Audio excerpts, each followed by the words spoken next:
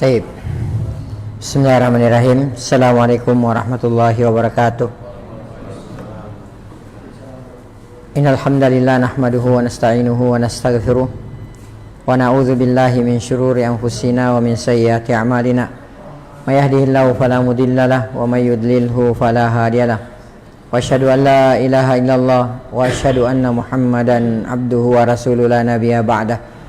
Allahumma salli wa sallim wa barik wa an'im ala nabiyyina Muhammad wa ala alihi wa sahbihi wa man sara ala nahjihi wa man jahada bi jihadihi wa ihtada bi hadihi wastanna bi sunnatihi wa tamassaka biha ila yaumil mi'ad, amma ba'd. Ya ayyuhalladzina amanu taqullaha haqqa tuqatih wa la tamutunna illa wa antum muslimun.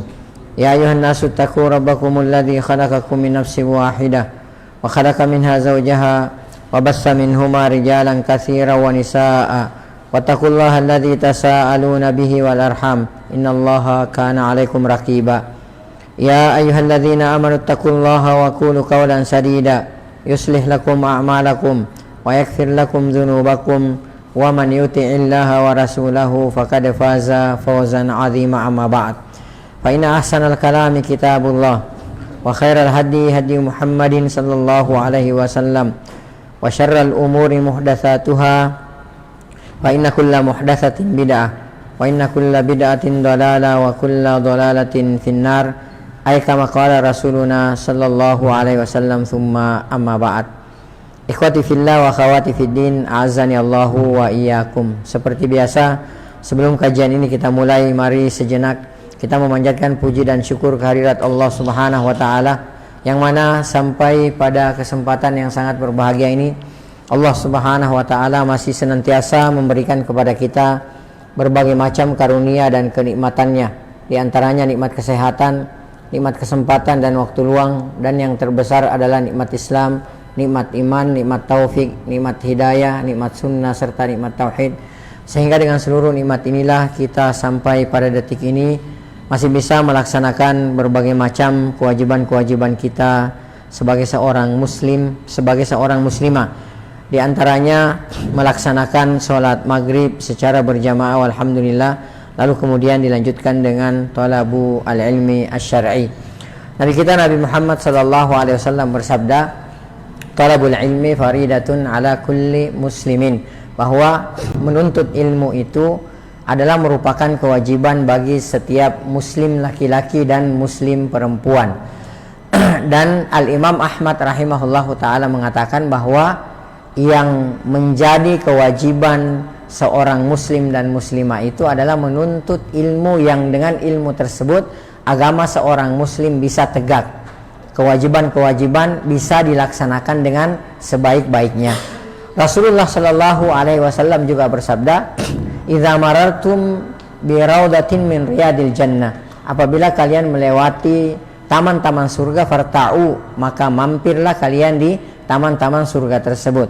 Maka para sahabat radhiyallahu taala anhum ajma'in bertanya, fama riyadul jannah, apa yang dimaksudkan dengan riyadul jannah, taman-taman surga? Maka Rasulullah sallallahu alaihi wasallam mengatakan, yang dimaksudkan dengan taman-taman surga itu adalah hilaqudz dzikri, adalah halaqah-halaqah atau majelis-majelis ilmu. Ya, jadi yang namanya menuntut ilmu ini adalah merupakan satu perkara yang sangat dahsyat, sangat luar biasa dalam agama kita ini. Bahkan para ulama mengatakan bahwa yang namanya menuntut ilmu itu lebih daripada 100 keutamaan, saking banyaknya daripada keutamaan menuntut ilmu tersebut. Taib.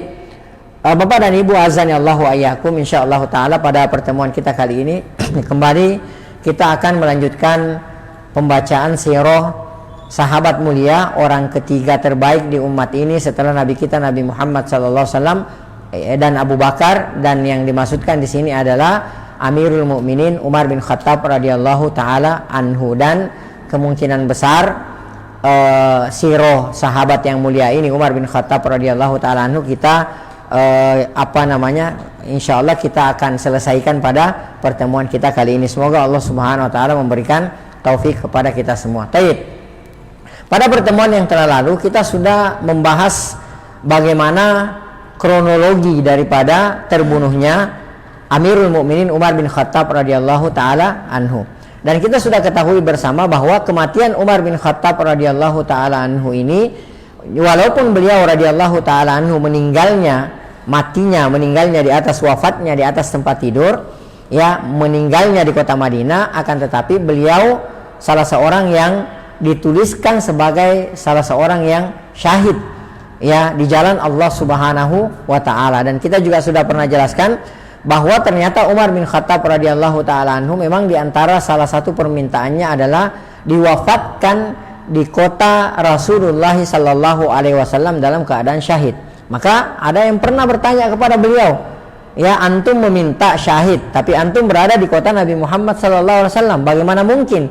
Orang kalau mau mati syahid itu keluar berperang, keluar ke negeri Syam, keluar ke negeri Syam, keluar sana melawan Persia, ya, dan seterusnya. Ya, akan tetapi ini yang terus diminta oleh Umar bin Khattab radhiyallahu taala anhu, dan ternyata diijabah, dikabulkan oleh Allah Subhanahu wa taala. Dan jauh sebelumnya Nabi kita juga, Nabi Muhammad sallallahu alaihi wasallam, telah memberikan isyarat, ya, kepada para sahabat lainnya dan kepada kita semua bahwa yang namanya Umar bin Khattab radhiyallahu taala anhu itu kelak meninggalnya dalam keadaan syahid. Rasulullah sallallahu alaihi wasallam pernah menaiki gunung Uhud. Ya, maka tatkala Rasulullah sallallahu alaihi wasallam menaiki gunung Uhud, maka bergoyanglah gunung Uhud tersebut. Maka Rasulullah sallallahu alaihi wasallam mengatakan, "Utsbut ya Uhud." Wahai, tenanglah engkau wahai Uhud, diamlah engkau wahai Uhud. Fa innama 'alaika, karena sesungguhnya di atasmu hanyalah seorang nabi, wasiddiqun, seorang siddiq yaitu Abu Bakar, wasyahidani, dan dua orang yang akan mati syahid, yaitu Umar bin Khattab radhiyallahu taala anhu dan Utsman bin Affan radhiyallahu taala anhu majma'in. Baik, sekarang kita lanjutkan.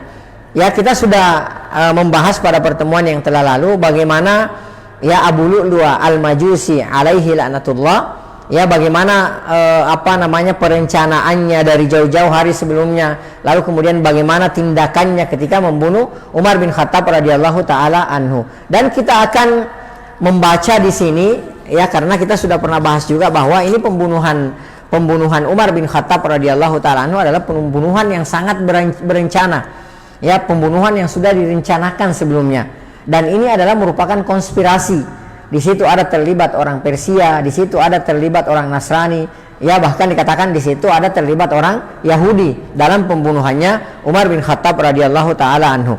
Kita akan lihat bagaimana latar belakang pembunuhan daripada Umar bin Khattab radhiyallahu taala anhu. Baik. Di sini penulis hafizahullah taala mengatakan, tidak mungkin kita abaikan begitu saja peristiwa-peristiwa besar dalam Islam seperti peristiwa pembunuhan terhadap Umar bin Khattab radhiyallahu taala anhu ini. Jadi pembunuhan Umar bin Khattab radhiyallahu taala anhu, Bapak dan Ibu sekalian, azanillahu ayyakum, bukanlah perkara kecil, bukanlah permasalahan kecil, akan tetapi ini adalah merupakan perkara yang besar. Gimana bukan perkara yang besar? Dengan kematiannya Umar bin Khattab radhiyallahu taala anhu, itu artinya maka sudah jebollah pintu yang menghalangi umat ini dengan fitnah. Ya, kalau tidak salah juga sudah pernah kita bacakan hadisnya bagaimana seorang Umar bin Khattab radhiyallahu taala anhu dijadikan oleh Allah Subhanahu wa taala sebagai pintu untuk menghalangi umat ini dari fitnah. Ya, maka setelah meninggalnya, setelah syahidnya Umar bin Khattab radhiyallahu taala anhu, maka kita lihatlah bagaimana fitnah itu datang melanda kaum muslimin, ya, seperti ombak besar yang bergulung-gulung, bahkan seperti tsunami yang menerjang ke pintu-pintu kaum muslimin. Ya, seperti itu. Jadi pembunuhan Umar bin Khattab radhiyallahu taala anhu ini bukanlah perkara yang kecil, ini adalah perkara yang besar dan perlu kita ketahui. Ya, perlu kita ketahui bagaimana latar belakang daripada pembunuhan Umar bin Khattab radhiyallahu taala anhu. Taib. Tanpa berusaha mengetahui sebab-sebab tersembunyi, ya, jadi di sini beliau penulis mengatakan seperti peristiwa pembunuhan terhadap Umar bin Khattab ini, tanpa berusaha mengetahui sebab-sebab tersembunyi di balik terjadinya perbuatan keji tersebut, serta sebelum mengetahui orang-orang yang terlibat di belakangnya. Jadi penting kita ketahui sebab-sebab terbunuhnya beliau dan siapa saja yang terlibat di belakang pembunuhan Umar bin Khattab radhiyallahu taala anhu. Sekedar kemarahan Abu Lu'lu'ah terhadap Umar bin Khattab radhiyallahu taala anhu karena dianggap telah bertindak tidak adil terhadap dirinya terkait pengaduan atas kebijakan tuannya Al-Mughirah radhiyallahu taala anhu. perihal 2 dirham yang harus disetorkan setiap hari. Tidak mungkin mendorong budak ini untuk bertindak keji, ya, apalagi mengetahui bahwa dia adalah orang asing yang tidak memiliki jabatan penting dalam pemerintahan Islam dan tidak pula memiliki kekuasaan. Ya, sebelumnya juga sudah kita bahas bahwa Umar bin Khattab radhiyallahu taala anhu itu pernah mengeluarkan kebijakan kan, bahwa semua orang-orang musyrik ya harus dikeluarkan dari, yang sudah dewasa ya harus dikeluarkan dari kota Madinah, dan tidak ada orang-orang musyrik yang boleh masuk di kota Madinah. Akan tetapi Al-Mughirah yang berada di negeri-negeri Persia, berada di Basra kalau tidak salah pada saat, Kufah kalau tidak salah pada saat itu, ya, Al-Mughirah radhiyallahu taala anhu salah seorang sahabat besar. Beliau mempunyai seorang budak yang bernama Abu Lu'lu' al-Majusi, dan Abu Lu'lu' al-Majusi ini mempunyai berbagai macam keahlian. Ya, beliau berkirim surat kepada Umar bin Khattab radhiyallahu taala anhu. Beliau mengatakan bahwa ini Abu Lu'lu' al-Majusi ini banyak keahliannya sehingga bisa kita manfaatkan untuk kepentingan, ya, untuk kepentingan duniawi dan pembangunan kaum muslimin. Maka akhirnya Umar pun radhiyallahu taala anhu membiarkan budak tersebut masuk ke kota Madinah. Ya, seperti itu. Nah, suatu ketika Umar bin Khattab radhiyallahu taala anhu bertemu dengan Abu Lu'lu' al-Majusi. Ya, beliau bertemu dengan Abu Lu'lu' al-Majusi. Kemudian beliau bertanya, ya, Umar bin Khattab ketika bertemu dengan Abu Lu'lu', Abu Lu'lu' itu komplain, ya, mengadu kepada Umar bin Khattab radhiyallahu taala anhu perihal, ya, setoran dia yang dia merasa terlalu besar kepada Al-Mughirah sebagai tuannya. Ya, jadi Abu Lu'lu' ini harus menyetorkan setiap harinya kepada Al-Mughirah radhiyallahu taala anhu sebesar 2 dirham.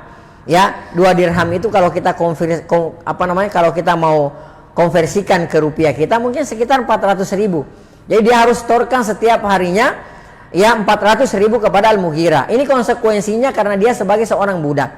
Lalu kemudian dia mengadu kepada Umar bin Khattab radhiyallahu taala anhu. Beliau mengatakan bahwa setoran ini terlalu besar bagi dia. Ya, terlalu besar bagi dia. Akhirnya Umar bin Khattab radhiyallahu taala anhu bertanya kepada, ya, Abu Lu'lu', ya, kamu memang keahliannya apa gitu? Maka dia pun menjelaskan keahliannya, ahli pahat, ahli ini dan segala macamnya, intinya banyak keahliannya. Lalu kemudian Umar mengatakan bahwa saya tidak melihat dengan keahlian yang engkau punya, yang engkau miliki, saya tidak melihat 2 dirham itu adalah pajak atau setoran yang besar untuk Al-Mughirah radhiyallahu taala anhu. Maka orang-orang mengatakan bahwasanya dari situlah katanya Abu Lu'lu' ini dendam dan marah sama Umar bin Khattab radhiyallahu taala anhu. Ya, tapi bukan ini persoalannya sebenarnya. Ada persoalan, ada konspirasi, ada persekongkolan besar di belakang terbunuhnya Umar bin Khattab radhiyallahu taala anhu, dan ini hanyalah alibi saja. Akan tetapi di belakangnya Abu Lu'lu' al-Majusi ini ada pembesar-pembesar Persia, ada orang Yahudi, kemudian ada orang Nasrani, ya, yang kemudian berkonspirasi hendak membunuh Umar bin Khattab radhiyallahu taala anhu, dan eksekutornya adalah Abu Lu'lu' al-Majusi. Ya, tayyib. Jadi di sini penulis mengatakan bahwa kalau hanya sekedar itu saja alasannya, dendam karena dia merasa Umar tidak adil gitu. Kenapa dia hanya membela tuannya sementara dia tidak membela dirinya? Itu bukanlah alasan. Ya, apalagi yang namanya Abu Lu'lu' al-Majusi ini adalah orang asing, pendatang di Madinah, dan dia seorang budak, dia seorang siapa-siapa. Tidak mungkin dia bisa berbuat lebih daripada itu. Oleh sebab itu dapat dipastikan motif pembunuhan Khalifah Umar bin Khattab radhiyallahu taala anhu lebih kompleks. Ya, pengaduan laki-laki ini kepada Umar tersebut sebenarnya bertujuan menyembunyikan pedang yang akan dia gunakan untuk membunuh sang khalifah. Ya, karena Umar bin Khattab radhiyallahu taala anhu dan beberapa sahabat itu sebelumnya sempat menyaksikan pedang tersebut. Ya, belati. Yang mana belati tersebut yang dipakai membunuh Umar bin Khattab radhiyallahu taala anhu mempunyai 2 mata dan sudah diracuni. Itu sebelumnya dilihat oleh Umar bin Khattab radhiyallahu taala anhu. Akhirnya kata penulis di sini, itulah yang menjadi alasan bagi dia sehingga curhat, mengadu kepada Umar. Jadi seolah-olah dia itu terzolimi. Taib. Pembunuhan Umar adalah hasil konspirasi 3 pihak yang merupakan musuh Islam. Konspirasi ini melibatkan bangsa Persia, umat Yahudi, dan kaum Nasrani dengan eksekutornya dengan eksekutornya seorang Persia yang beragama Majusi, yaitu Abu Lu'lu'a al-Majusi. Di balik konspirasi ini terdapat beberapa faktor penyebab utama yang mendorong mereka untuk berbuat demikian: kedengkian, kemarahan, serta dendam terhadap sang khalifah dan kaum muslimin. Sebab orang-orang muslim itu telah merendahkan martabat orang-orang Persia dan melumpuhkan singgasana imperium mereka serta meninggikan kalimat atas agama-agama mereka. Jadi sebenarnya ini dendam, ya, dendam mereka terhadap kaum muslimin, terhadap Islam pada umumnya dan kepada Umar bin Khattab radhiyallahu taala khususnya. Karena dengan kedatangan Islam inilah mereka akhirnya berhasil dikalahkan. Dan kita tahu ya, bangsa Persia ini, orang-orang Persia ini adalah merupakan salah satu kekuatan adidaya pada saat itu yang menguasai percaturan dunia, dan mereka sudah berkuasa lebih dari 8 abad, lebih dari 800 abad, lebih dari 800 tahun, 8 abad. Ya, seperti itu. Akhirnya dengan kedatangan Islam, mereka pun akhirnya dihinakan oleh kaum muslimin. Terkhusus mereka sangat benci kepada Umar bin Khattab radhiyallahu taala anhu. Karena di masa Umar lah mereka akhirnya takluk terhadap kaum muslimin. Maka kalau ada yang bertanya, kenapa orang-orang Syiah itu sangat benci kepada Abu Bakar As-Siddiq radhiyallahu taala anhu dan Umar bin Khattab radhiyallahu taala anhu? Kenapa mereka sangat benci terhadap Abu Bakar dan Umar radhiyallahu taala anhuma? Jawabannya adalah karena di tangan kedua orang mulia inilah mereka akhirnya mereka bisa ditaklukkan. Abu Bakar adalah jalannya, kemudian eksekutornya di belakang hari adalah Umar bin Khattab radhiyallahu taala anhu. Mereka punya dendam kesumat terhadap Umar bin Khattab radhiyallahu taala anhuma. Jadi mereka itu, ya, agama mereka itu dibasmi, mereka itu ditaklukkan melalui tangannya Umar bin Khattab radhiyallahu taala anhu. Maka mereka pun sangat dendam terhadap, ya, Abu Bakar dan Umar radhiyallahu taala anhuma. Bahkan mereka itu orang-orang Syiah alaihim la'natullah, ya, memberikan gelar kepada Abu Bakar dan Umar sebagai sonamai Quraisy, dua berhalanya orang-orang Quraisy. Wa na'udzubillahi min dzalik. Ini orang-orang Syiah. Jadi mereka sangat benci terhadap Umar bin Khattab radhiyallahu taala anhu dan Abu Bakar As-Siddiq. Taib. Abu Lu'lu'a yang beragama Majusi ini ikut terlibat dalam konspirasi tersebut.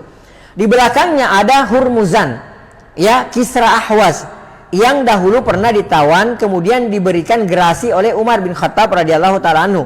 Lalu dia akhirnya tinggal di Madinah. Ya, selain Hurmuzan terlibat pula Jufaina, seorang Nasrani yang berasal dari wilayah Ambar. Ya, mungkin juga ikut serta bersama mereka Ka'ab al-Ahbar. Ka'ab al-Ahbar ini adalah seorang Yahudi yang sudah memeluk agama Islam, ya. Seorang Yahudi dari Yaman yang mengetahui konspirasi tersebut. Dugaan keterlibatan Hurmuzan dan Jufaina diperkuat oleh riwayat Ibnu Sa'ad dalam kitab Tabaqat beliau, bahwa Abdurrahman bin Auf radhiyallahu taala anhu sempat melihat pisau atau badik bermata dua yang digunakan untuk membunuh Umar bin Khattab radhiyallahu taala anhu. Di samping itu, setelah Umar terbunuh, Abdurrahman bin Abu Bakar radhiyallahu taala anhu bersaksi bahwa ia melewati Abu Lu'lu'a dan melihatnya bersama Jufaina dan Hurmuzan. Mereka sedang berbisik-bisik tentang sesuatu. Ketika Abdurrahman bin Abu Bakar mendekati tiga orang ini, mereka pun langsung bubar, ya, dan dia melihat sebilah pisau yang jatuh dari mereka. Ya, pisau itulah yang digunakan dalam peristiwa terbunuhnya Umar bin Khattab radhiyallahu taala anhu. Ya, jadi Abdurrahman bin Abu Bakar, anaknya Abu Bakar As-Siddiq radhiyallahu taala anhu, itu sempat menyaksikan mereka berkumpul tiga orang ini. Ya, tiga orang ini sempat berkumpul berbisik-bisik. Lalu kemudian setelah Abdurrahman bin Abu Bakar lewat di tempat tersebut, mereka pun bubar. Ya, kayak ketakutan seperti itu. Nah, ketika mereka hendak bubar, maka jatuhlah belati tersebut yang bermata dua, yang kemudian hari dipakai untuk membunuh Umar bin Khattab radhiyallahu taala anhu. Ya, ini semua dugaan menguatkan akan adanya konspirasi mereka dalam pembunuhan Umar bin Khattab radhiyallahu taala anhu. Hal lain yang menguatkan dugaan tersebut bahwasanya Fairuz, ya, atau Abu Lu'lu'a adalah pelayan Hurmuzan sebelum menjadi budak Al-Mughirah bin Syu'bah. Jadi Hurmuzan ini adalah merupakan salah seorang pembesar Persia yang juga ditangkap oleh kaum muslimin. Lalu kemudian melarikan diri, beberapa kali dia itu ditangkap kemudian melarikan diri, akhirnya masuk ke kota Madinah meminta perlindungan kepada Umar bin Khattab radhiyallahu taala anhu, dan dia tinggal di kota Madinah. Nah, adapun Abu Lu'lu'ah, ya, Abu Lu'lu'ah Al-Majusi ini adalah merupakan budaknya siapa? Budaknya Hurmuzan. Ya, dulunya ketika masih berkuasa berkuasa di mana, di Persia pada saat itu. Banyak pendapat yang menyatakan Hurmuzan lah yang memberi pisau itu kepada Fairuz, ya, dan menyuruhnya untuk membunuh Umar bin Khattab radhiyallahu taala anhu, karena Hurmuzan yakin bahwa terbunuhnya Umar akan melemahkan dan menghancurkan pemerintahan Islam. Ya, jelas ya, di mana-mana yang namanya kematian seorang pemimpin itu akan berpengaruh terhadap rakyatnya, bahkan akan berpengaruh terhadap negerinya, apalagi dengan kematian seorang Umar bin Khattab radhiyallahu taala anhu. Kita kan sering sebutkan kan bahwa Umar bin Khattab radhiyallahu taala anhu disebutkan namanya saja orang-orang Persia dan orang-orang Romawi itu ketakutan ketika mendengar nama Umar bin Khattab radhiyallahu taala anhu. Maka mereka yakin bahwa dengan terbunuhnya Umar bin Khattab radhiyallahu taala anhu akan sangat melemahkan negeri-negeri kaum muslimin pada saat itu. Taib. Barangkali muncul di benak kita pertanyaan, ya. Dengan demikian jelas sudah persekongkolan keji mereka untuk menghancurkan Islam dan kaum muslimin. Tujuan pokoknya adalah pemusnahan pemerintahan pusat umat muslim di Madinah. Ya, jelas pula bagaimana Abu Lu'lu'ah, Hurmuzan dan Jufaina yang beragama Nasrani benar-benar terlibat dalam konspirasi pembunuhan Umar. Ka'ab al-Akhbar, seorang Yahudi yang telah memeluk Islam, mengetahui betul konspirasi tersebut. Barangkali muncul di benak kita pertanyaan yang dapat membebaskan Ka'ab dari keterlibatannya dalam konspirasi tersebut. Apa yang mendorong Ka'ab untuk memberitahukan Umar jika memang dia menginginkan keberhasilan persekongkolan ini? Bukankah lebih baik baginya mendiamkan dan menyembunyikan konspirasi mereka? Jawabannya, Ka'ab tahu betul kepercayaan orang terhadap pengetahuannya dan terhadap pemberitaannya. Sebelumnya kita sudah pernah bahas bahwa Ka'ab al-Ahbar, orang Yahudi yang masuk Islam ini yang juga tinggal di kota Madinah, bertemu dengan Umar bin Khattab radhiyallahu taala anhu. Kemudian dia mengatakan kepada Umar, "Wahai Amirul Mukminin, ya, saya tahu Anda itu 3 hari lagi akan terbunuh. Ya, karena ternyata Anda itu ada dalam kitab dalam kitab Taurat." Ya, Umar bertanya, "Apakah namaku disebutkan dalam kitab Taurat?" Kata Ka'ab al-Akhbar, tidak disebutkan secara eksplisit, ya, tidak disebutkan secara tidak disebutkan bahwa Umar, akan tetapi ciri-ciri Anda itu ada dalam kitab Taurat. Dan dalam kitab Taurat tersebut yang saya baca tanda-tandanya bahwa sekitar 3 hari lagi Anda akan terbunuh. Ya, seperti itu. Dia mengatakan. Kemudian besoknya bertemu dengan Umar lagi. Kemudian dia mengatakan lagi, "Wahai Amirul Mukminin, sudah berlalu 1 hari, berarti tinggal 2 hari lagi." Demikian seterusnya. Sampai akhirnya betul-betul Umar bin Khattab radhiyallahu taala anhu terbunuh. Jadi sebenarnya Ka'ab al-Ahbar ini ya mengetahui betul ya persekongkolan ini. Kalaupun dia tidak terlibat, dia mengetahui persekongkolan ini. Ya, apa yang melatar belakangi sehingga dia tidak cerita, dia tidak mengingatkan Amirul Mukminin secara terus terang, ya, dia hanya berbohong mengatakan bahwasanya ada isyarat-isyaratnya dalam kitab Taurat karena dia mau mengambil keuntungan dari peristiwa ini supaya orang mengenal dia bahwa dia adalah seorang Yahudi yang dulunya Yahudi punya pengetahuan dan lain sebagainya. Jadi mau mengambil kepentingan pribadi, keuntungan pribadi dari ya peristiwa persekongkolan tersebut. Taib. Jika Ka'ab mengabarkan tentang rencana pembunuhan Umar secara terperinci terkait hari dan waktunya, kemudian hal ini benar-benar terjadi, maka semua orang akan semakin percaya kepadanya. Posisi dan pamornya pasti meningkat sehingga dia bisa lebih leluasa menyebarkan cerita-cerita bohong dan kisah-kisah Israiliyat sekehendak hati di kalangan kaum muslimin. Jadi itu tujuannya. Ya, kalau kata orang sekarang mau viral, mau pansos gitu loh. Ya, jadi mau numpang tenar dari peristiwa persekongkolan ini. Ya, dari peristiwa terbunuhnya Umar, dia mau numpang tenar. Akhirnya orang-orang akan kenal dia. Oh, Ka'ab al-Ahbar ini adalah orang yang punya pengetahuan, adalah orang alimnya, dulunya orang Yahudi. Sehingga nantinya kalau misalnya hal ini terjadi, terlaksana, orang-orang akan memuji dia, orang-orang akan kagum kepada dia. Maka yang terjadi, orang-orang dia dengan bebasnya akan menyebarkan cerita-cerita Israiliyat, kebohongan-kebohongan agamanya terhadap kaum muslimin pada saat itu. Dan ini diantara karakternya orang-orang Yahudi. Ya, orang-orang Yahudi itu adalah orang-orang yang sangat licik. Ya, orang mengatakan bahwa orang-orang Yahudi itu cerdas, enggak. Orang-orang Yahudi itu memang diberikan kecerdasan oleh Allah Subhanahu wa taala di atas rata-rata. Akan tetapi perlu kita ketahui bahwa di antara karakter buruknya mereka adalah orang-orang yang sangat buruk, ya, orang-orang yang sangat licik. Itu orang-orang Yahudi alaihim la'natullah. Baik, kita lanjutkan.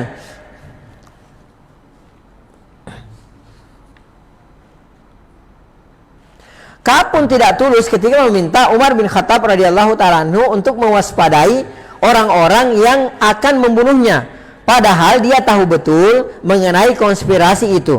Sebab mantan orang Yahudi ini ingin merealisasikan apa yang sebelumnya kami sebutkan, yakni menggapai reputasi untuk kepentingan pribadi, kata penulis.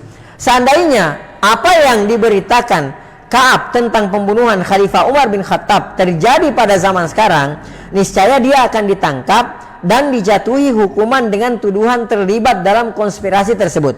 Ya, kalau ini terjadi sekarang, dia langsung ditangkap.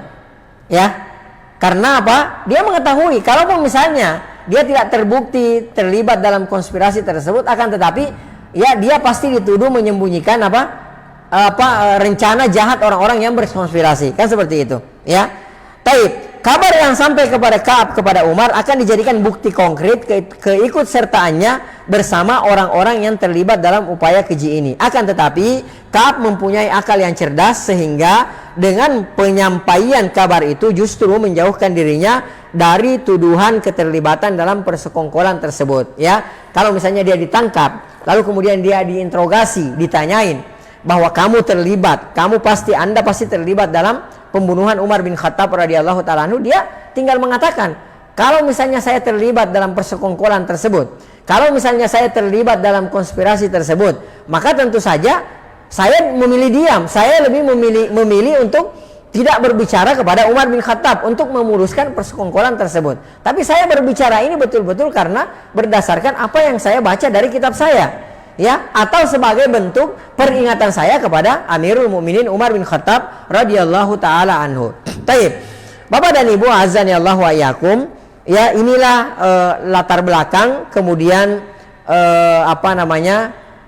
kronologi, dan kemudian kita lihat bagaimana siapa dan apa yang melatar belakangi daripada pembunuhan Umar bin Khattab radhiyallahu taala anhu. Taib, kemudian kita lihat di sini.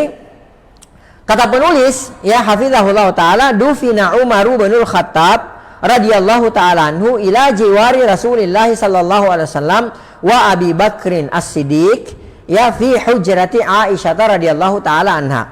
Penulis mengatakan Umar radhiyallahu ta'ala anhu dimakamkan, ya, dikuburkan di samping Rasulullah sallallahu alaihi wasallam dan Abu Bakar As-Siddiq di kamarnya atau di rumahnya Aisyah radhiyallahu taala anha. Ya, di sini juga perlu kita ketahui, bapak-bapak dan ibu-ibu azani Allah wa iyyakum, bahwa Rasulullah sallallahu alaihi wasallam, Abu Bakar dan Umar radhiyallahu taala anhuma, mereka semua dimakamkan, dikuburkan bukan di dalam masjid. Ya, mereka semua dikuburkan bukan di dalam masjid. Akan tetapi mereka semua dikuburkan di dalam rumahnya Aisyah radhiyallahu taala anha. Ya, mereka semua dikuburkan di dalam hujrahnya Aisyah radhiyallahu taala anha, dikuburkan di dalam kamarnya Aisyah radhiyallahu taala anha. Ya, karena kita ketahui bersama bahwa yang namanya nabi itu, Nabi Muhammad sallallahu alaihi wasallam dan nabi-nabi yang lainnya, ketika mereka meninggal, maka mereka harus dimakamkan di tempat di mana mereka meninggal. Dan kita tahu bahwa Rasulullah sallallahu alaihi wasallam itu meninggalnya bukan di dalam masjid. Ya, Rasulullah meninggal di dalam rumahnya Aisyah radhiyallahu taala anha dan berada di pangkuan Aisyah radhiyallahu taala anha. Itu ketika Rasulullah sallallahu alaihi wasallam meninggal dunia. Ya, dan sudah kaidahnya bahwa jika para nabi itu meninggal dunia, maka mereka akan dikuburkan di tempat di mana mereka meninggal dunia. Jadi nggak boleh dipindahkan. Kan seperti itu. Nah, makanya ya, orang-orang yang tidak tahu itu biasanya akan mengatakan bahwasanya dan menjadikan dalil ya bolehnya menguburkan seseorang di dalam masjid dengan alasan bahwa Nabi kita Nabi Muhammad sallallahu alaihi wasallam juga dikuburkan di dalam masjid. Tidak. Beliau sallallahu alaihi wasallam itu dikuburkan di luar masjid. Beliau dimakamkan, dikuburkan di ruangannya, di kamarnya, di rumahnya Aisyah radhiyallahu taala anha. Taib. Dan beliau dikuburkan di samping Rasulullah di samping Abu Bakar As-Siddiq radhiyallahu taala anhu. Karena kita tahu ya bahwa posisi makam, kalau kita masuk di Babus Salam ya, antum yang pernah ke sana pasti tahu. Ya, saya doakan yang belum maupun yang sudah bisa ke sana lagi. Taib, itu kalau kita masuk di Babus Salam ya, setelah kita melewati Raudhatun min Riyadil Jannah, ya setelah kita melewati Raudhah maka kita akan bertemu dengan semacam kayak hiasan gitu. Ada tulisan Rasulullah di situ kan. Nah, itu kuburannya Rasulullah. Setelahnya itu ada Abu Bakar, setelah itu Umar. Ya, jadi posisinya Rasulullah sallallahu alaihi wasallam dimakamkan di posisi pertama. Kemudian setelahnya itu Abu Bakar As-Siddiq radhiyallahu taala anhu tepat di bawah kakinya Nabi kita Nabi Muhammad sallallahu alaihi wasallam. Setelah itu setelahnya Umar bin Khattab radhiyallahu taala anhu tepat di bawah bahunya Abu Bakar As-Siddiq radhiyallahu taala anhu. Jadi seperti itu ya. Jadi mereka dikumpulkan di rumahnya Aisyah radhiyallahu taala anha. Wa kana Umar radhiyallahu taala anhu, adalah Umar bin Khattab radhiyallahu taala anhu, yuhibbu an yudfana ila jiwari sahibaihi. Jadi beliau itu sangat ingin, beliau itu sangat mencintai gitu loh. Sangat berkeinginan agar supaya beliau itu dimakamkan di dekat kedua sahabatnya. Ya, yaitu Rasulullah sallallahu alaihi wasallam dan Abu Bakar As-Siddiq radhiyallahu taala anhu. Itu keinginannya, itu cita-citanya Umar bin Khattab radhiyallahu taala anhu. Sehingga kita tahu bahwa Umar bin Khattab radhiyallahu taala anhu di samping meminta kesyahidan gitu kan seperti itu, beliau juga meminta agar supaya beliau diwafatkan di kota Rasulullah sallallahu alaihi wasallam. Faqala li ibnihi Abdullah bin Umar radhiyallahu taala anhu, ya. Kemudian beliau berkata kepada anak beliau, yaitu Ibnu Umar radhiyallahu taala anhuma, ya, pada saat beliau sudah ditikam dalam kondisi sekarat, ya, dalam kondisi kepayahan. Beliau berkata kepada anaknya, "Intalik ila Aisyata ummul mu'minina." Ya, "Intalik ila Aisyata ummul mu'minin." Kata Umar bin Khattab kepada Ibnu Umar radhiyallahu taala anhuma, "Tolong kamu berangkat menemui Ummul Mukminin Aisyah radhiyallahu taala anha. Fakul, katakan kepada beliau, yaqra'u 'alaika Umaru assalam." Umar bin Khattab itu menyampaikan salam kepadamu. Ya, wala taqul Amirul Mukminin. Ya, wala taqul Amirul Mukminin. Tapi jangan kamu bilang, ya, kamu dapat salam dari Amirul Mukminin. Tapi katakan kepada Aisyah, Anda mendapatkan salam dari Umar bin Khattab. Ya, lihat betapa tawaduknya di sini beliau. Kemudian beliau mengatakan, fa inni lastu al-yawma lil mu'minina amira. Karena mulai hari ini aku bukan lagi amir bagi kaum muslimin. Karena beliau sudah merasa bahwa beliau sudah akan meninggal dunia. Ya, dan boleh jadi pada saat itu sudah dibaiat khalifah pengganti Umar bin Khattab radhiyallahu taala anhu. Taib. Kemudian beliau mengatakan waqul, dan katakan kepada beliau, sampaikan kepada beliau, yasta'dzinu Umar bin Khattab ayyudfana ma'a sahibaihi. Ya, kemudian sampaikan kepada beliau bahwasanya Umar meminta tolong agar supaya jika Umar bin Khattab radhiyallahu taala meninggal dunia, Umar bin Khattab minta tolong supaya Umar dikuburkan di samping kedua sahabatnya, yaitu di samping Rasulullah sallallahu alaihi wasallam dan Abu Bakar As-Siddiq radhiyallahu taala anhu. Taib. Kemudian ya fasallama wasta'dzana. Ya, fasallama wasta'dzana. Kemudian beliau pun Ibnu Umar memberikan salam kepada Ummul Mukminin Aisyah. Kemudian beliau pun meminta izin untuk masuk. Tsumma dakhala 'alaiha. Kemudian beliau pun masuk ke rumah Aisyah radhiyallahu taala anha. Fawajadaha qa'idatan tabki. Ya, beliau Ibnu Umar radhiyallahu taala anhuma mendapati Aisyah radhiyallahu taala anha Ummul Mukminin dalam keadaan duduk sambil menangis. Ya, dalam keadaan duduk sambil menangis karena mendengarkan berita, ya, tentang bagaimana kejadian keji yang dialami oleh Umar bin Khattab radhiyallahu taala anhu. Faqala, kemudian Ibnu Umar berkata, yaqra'u 'alaiki Umar bin Khattab assalam. Ya, Umar bin Khattab radhiyallahu taala anhu menyampaikan salam kepada Anda. Wa yasta'dzinu ayyudfana ma'a sahibaihi, dan beliau meminta izin yaitu Umar bin Khattab radhiyallahu taala meminta izin agar supaya beliau bisa dikuburkan atau dimakamkan di samping kedua sahabatnya. Ya, faqalat, lalu kemudian Aisyah radhiyallahu taala anha berkata, kuntu uriduhu li nafsi. Ya, sebenarnya kata beliau, kata Aisyah, saya itu sangat menginginkan, saya yang sangat ingin dikuburkan di samping suaminya dan di samping ayahnya.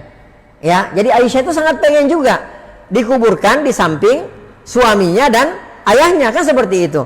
Kemudian beliau mengatakan wala usiranna bihil yauma ala nafsi. Akan tetapi aku pasti lebih mendahulukan Umar bin Khattab radhiyallahu taala daripada diriku pada hari ini. Ya. Hari ini kata beliau, aku akan lebih mendahulukan Umar bin Khattab radhiyallahu taala daripada diriku. Coba lihat bagaimana ya Aisyah radhiyallahu taala anha ummul mukminin itu lebih mendahulukan, mengutamakan seorang Umar bin Khattab radhiyallahu taala anhu. Padahal kita tahu kalau beliau mau menolak, karena beliau juga sangat pengen dimakamkan di samping Rasulullah dan Abu Bakar. Beliau juga sangat pengen. Akan tetapi perhatikan di sini, beliau kalau mau menolak itu berhak, karena itu adalah haknya beliau, dan beliau adalah ummul mukminin. Ya, ibu kita semua, ibunya Umar, ya, ibunya Abu Bakar, ibunya Umar, dan ibunya kita semua. Ya, beliau bisa menolak permintaan tersebut. Akan tetapi beliau mengatakan, hari ini saya lebih mengutamakan Umar bin Khattab radhiyallahu taala daripada diriku sendiri. Ya, kemudian beliau pun nantinya dikuburkan di tempat di hujrahnya atau di rumahnya Aisyah radhiyallahu taala anha. Taib, Bapak dan Ibu azan ya Allahu wa iyyakum. Kemudian ya, kata penulis di sini, qama Ali bin Abi Thalib radhiyallahu taala anhu. Setelah Umar bin Khattab radhiyallahu taala anhu meninggal dunia, ya, fatarahhama ala Umar wa qala. Kemudian Ali bin Abi Thalib ya mendoakan rahmat bagi Umar bin Khattab radhiyallahu taala anhu, mendoakan ampunan bagi Umar bin Khattab radhiyallahu taala anhu. Kemudian Ali bin Abi Thalib radhiyallahu taala anhu mengatakan, "Ma khallafta ahadan ahabba ilayya an alqallaha bimithli amalihi minka." Beliau mengatakan, engkau tidak meninggalkan seorang pun yang amalnya aku sukai untuk dibawa ya saat kematianku bertemu dengan Allah Subhanahu wa taala, ya, seperti amalmu. Ya, maksudnya tidak ada lagi. Ali bin Abi Thalib itu sangat berharap ya bahwa beliau ketika meninggal dunia, beliau itu sangat berharap bisa membawa amalan seperti amalan yang dibawa oleh Umar bin Khattab radhiyallahu taala anhu. Nah, di sini kita lihat bagaimana penghargaan, bagaimana penghormatan Ali bin Abi Thalib radhiyallahu taala anhu kepada Umar bin Khattab radhiyallahu taala anhu. Tidak seperti yang disangkakan, yang dituduhkan oleh orang-orang Syiah yang mengatakan bahwasanya Ali bin Abi Thalib katanya bertaqiyah, ya, hanya pura-pura cinta kepada Umar bin Khattab, tapi sebenarnya Ali bin Abi Thalib itu sangat dendam, ya, punya dendam kesumat terhadap Umar bin Khattab radhiyallahu taala anhu. Ini kebohongan yang dibuat-buat oleh orang-orang Syiah. Padahal kita tahu sendiri ya bahwa ternyata Umar bin Khattab radhiyallahu taala anhu itu menikahi salah seorang daripada putrinya Ali bin Abi Thalib radhiyallahu taala anhu. Ya, ada salah seorang putrinya Ali bin Abi Thalib, kalau tidak salah namanya Ummu Kalsum atau Ummu Kulsum ya namanya, itu dinikahi oleh Umar bin Khattab radhiyallahu taala anhu. Kira-kira menurut antum ada enggak kira-kira seorang musuh mau menikahkan anaknya dengan musuhnya? Ada nggak kira-kira? Hingga ada, ini mustahil. Ya, ini mustahil. Tapi kita bisa lihat dalam sejarah, ternyata Umar bin Khattab radhiyallahu taala anhu, salah seorang istri beliau adalah putrinya Ali bin Abi Thalib radhiyallahu taala anhum ajma'in. Ya. Kemudian Ali bin Abi Thalib bersumpah. Beliau mengatakan, "Wa aimullah, demi Allah," kata beliau, "in kuntu la adzunnu an yaj'alakallahu ma'a sahibaika." Aku yakin, kata Ali, bahwa Allah Subhanahu wa taala pasti akan mengumpulkan engkau dengan kedua sahabatmu. Maksudnya mengumpulkan engkau bersama dengan Rasulullah sallallahu alaihi wasallam dan Abu Bakar As-Siddiq radhiyallahu taala anhu. Wa hasibtu anni katsiran asma'u Rasulullah sallallahu alaihi wasallam yaqul. Dan aku seringkali mendengarkan Rasulullah sallallahu alaihi wasallam berkata, "Zahabtu ana wa Abu Bakrin wa Umar." Itu seringkali diucapkan oleh Rasulullah, kata Ali. Ya, kata Ali, saya sering mendengar dengan telingaku sendiri. Rasulullah bersabda, aku keluar, aku pergi bersama dengan Abu Bakar dan Umar. Ya, wa dakhaltu ana wa Abu Bakrin wa Umaru. Dan beliau mengatakan, saya sering mendengarkan Rasulullah mengatakan, aku masuk bersama dengan Abu Bakar dan Umar. Wa kharajtu ana wa Abu Bakrin wa Umaru. Dan kata Ali, aku sering mendengarkan Rasulullah mengatakan, aku keluar bersama dengan Abu Bakar dan Umar. Ya, ini menandakan bahwa posisi seorang Umar bin Khattab radhiyallahu taala anhu sangat punya posisi tersendiri. Ya, di sisi Rasulullah Shallallahu alaihi wasallam. Ya, misalnya ada tokoh di negeri kita ini, ya. Ada seorang ulama lah misalnya di negeri kita ini. Kemudian ulama ini sering cerita ke orang lain misalnya. Saya biasa keluar bersama dengan ya si fulan dan si fulan gitu. Saya biasa berangkat bersama dengan si fulan dan si fulan. Saya biasa masuk ke tempat-tempat ini bersama si fulan dan si fulan. Saya biasa makan di tempat-tempat ini bersama si fulan dan si fulan. Kira-kira gimana menurut antum? Ya, orang ini tentu mempunyai kedudukan di mata ulama, di sisi ulama tersebut. Karena tidak mungkin disebutkan kan, saya keluar bersama dengan ini dan ini, saya masuk bersama dengan ini dan ini, saya pergi bersama ini dan ini. Dan kata Ali bin Abi Thalib, saya sering mendengarkan Rasulullah berkata seperti itu. Ya, aku pergi bersama dengan Abu Bakar dan Umar, aku masuk bersama dengan Abu Bakar dan Umar, aku keluar bersama dengan Abu Bakar dan Umar. Itu perkataan daripada Ali bin Abi Thalib radhiyallahu taala anhu ketika di sisi pemakamannya Umar bin Khattab radhiyallahu taala anhu di saat beliau dimakamkan. Baik. Fakanat Aisyatu radhiyallahu taala anha la tajlisu fi baitiha ba'da dzalika illa bil hijabi hayaan min Umar radhiyallahu taala anha. Perhatikan ya. Di sini juga kita bisa ya belajar dari kejadian ini. Kata penulis, Aisyah radhiyallahu taala anha setelah kejadian tersebut beliau tidaklah duduk di dalam rumahnya ya setelah Umar bin Khattab radhiyallahu taala anhu dikuburkan di dalam rumahnya, kecuali beliau memakai hijab ya, hayaan min Umar radhiyallahu taala anha, karena beliau malu terhadap Umar bin Khattab radhiyallahu taala anha. Perhatikan, ini orang yang sudah mati loh, orang yang sudah meninggal dunia ya. Aisyah diceritakan dalam sejarah-sejarah, dalam riwayat yang sahih, beliau setelah Umar dikuburkan di rumahnya, beliau kalau berada di rumahnya yang sebelumnya beliau melepas jilbabnya, ya kan sebelumnya beliau merasa bahwa di dalam rumahnya tersebut yang dikuburkan suaminya dan ayahnya. Ya, tapi Umar adalah orang lain.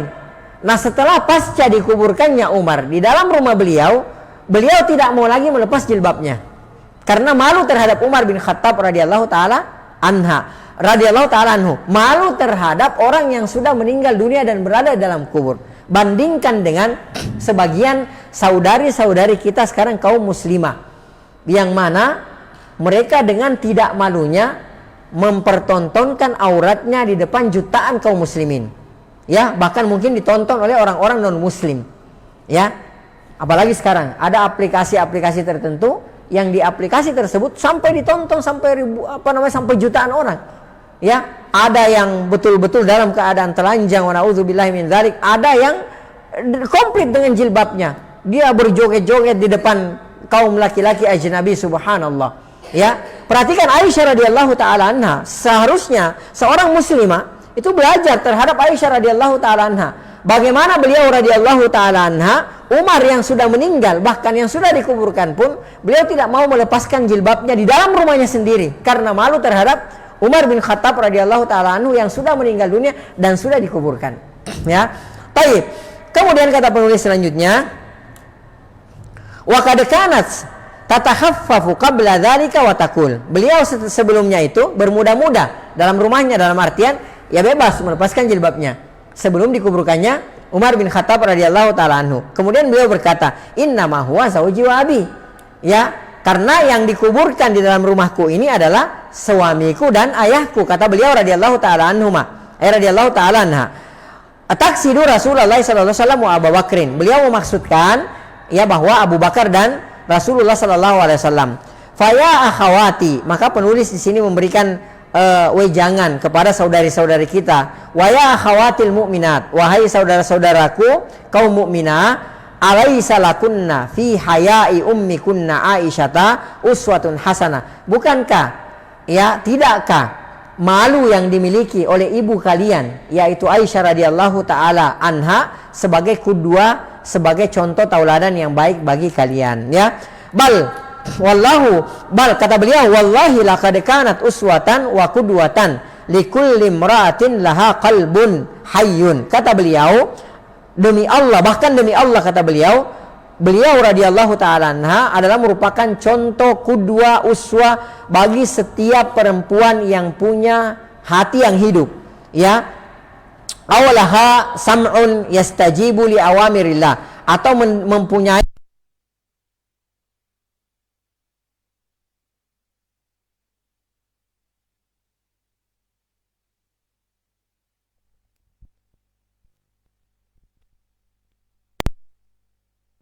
tusyahidu bihi ayatillahi ta'ala, yang bisa menyaksikan ayat-ayat Allah subhanahu wa ta'ala. Allah subhanahu wa ta'ala berfirman dalam Al-Quran, ya, liman kana lahu qalbun aw alqas sam'a wa huwa syahid, ya, atau bagi yang menggunakan pendengarannya, atau yang mempunyai kalbu, mempunyai hati dan menggunakan pendengarannya sedang dia menyaksikan. Wallahu ta'ala a'lam bisawab. Kita azan, kita sholat isya dulu. Setelah sholat isya kita lanjutkan sebentar. Wallahu ta'ala a'lam bissawab. Naktafi bihadzal qadar wa nakhtatim bi subhanakallahumma bihamdik nasyhadu an la ilaha illa anta nastaghfiruka wa natubu ilaik.